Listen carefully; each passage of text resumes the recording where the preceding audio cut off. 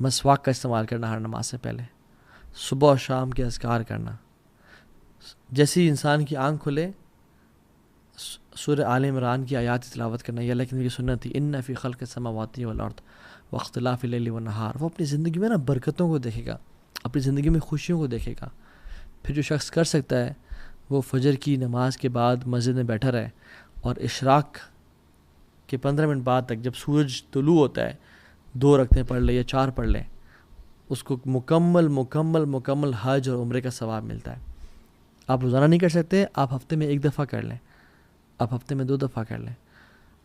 12 رکعتیں جو کہ سنن رواتب ہے وہ پڑھنا، جو فجر سے پہلے کی 2 سنتے ہیں، ظہر سے پہلے 4، ظہر کے بعد 2، مغرب کے بعد 2 اور عشاء کے بعد 2. جو یہ پڑھتا ہے اللہ تعالیٰ اس کا جنت میں محل تیار کرتے ہیں. 100 times لا الہ الا اللہ وحدہ لا شریک لہ لہ الملک وله الحمد یحیی ویمیت وہو علی کل شیء قدیر پڑھنا. اس کے بڑے ریوارڈز ہیں، حدیث پہ آپ گوگل کر لیں آپ کو مل جائیں گے. islamqa.info ایک ویب سائٹ ہے، اس پہ آپ کو اس ڈیٹیلز مل جائیں گی. جو شخص 4 سنتیں ظہر سے پہلے پڑھتا ہے اور 4 ظہر کے بعد پڑھتا ہے، اس کو اللہ تعالیٰ جہنم کی آگ سے آزاد کر دیتے ہیں. جو شخص عصر سے پہلے 4 سنتیں ادا کرتا ہے، اللہ تعالیٰ کی رحمت اس پہ واجب ہو جاتی ہے. جو شخص عشاء کے بعد 4 سنتیں، ویسے سنتیں یوزلی 2 کر کے ہوتی ہیں، ٹھیک ہے، مثنا 2 کر کے، لیکن جو عشاء کے بعد 4 سنتیں اکٹھی پڑھتا ہے، یعنی 2 کے بعد سلام پھیرے بغیر 4 کے بعد سلام پھیرتا ہے، یعنی 4 اکٹھی پڑھتا ہے، it is as if he has prayed these 4 sunnah in لیلۃ القدر. مختلف احادیث کو جمع کیا جائے تو یہ حدیث جو ہے نا اس کی اتھینٹسٹی میں ملتی ہے. بہت ساری ضعیف روایت بھی ہیں مگر وہ حسن لغیری کے درجے تک، اور محدثین نے اس کی یہ بیان کیا کہ یہ جائز ہو جاتی ہے.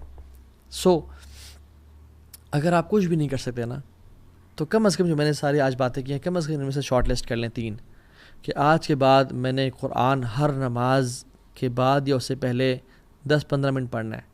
کوشش کریں پہلے دعائیں کریں اذان سے نماز تک، اور نماز کے بعد قرآن کی تلاوت کریں 10 منٹ ہر نماز سے.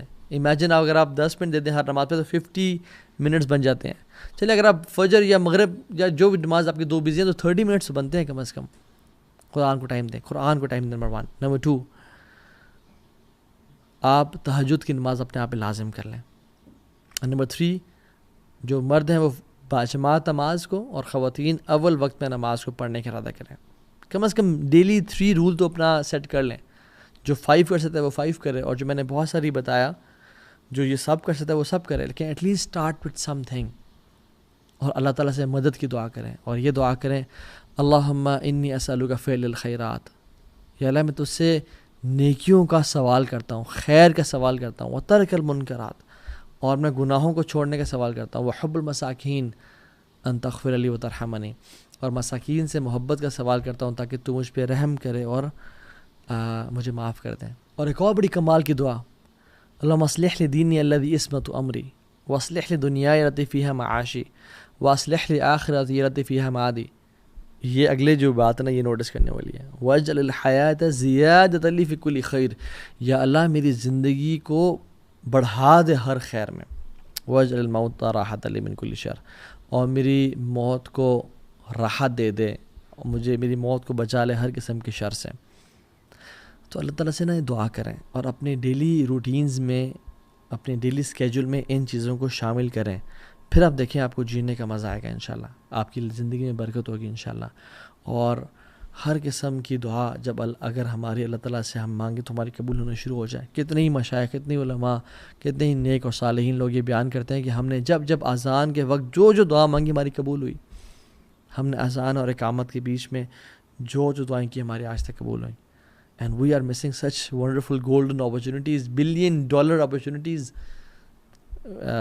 and wasting them. تو اللہ تعالیٰ ہم سب کو عمل کی توفیق دے. بارک اللہ فیکم.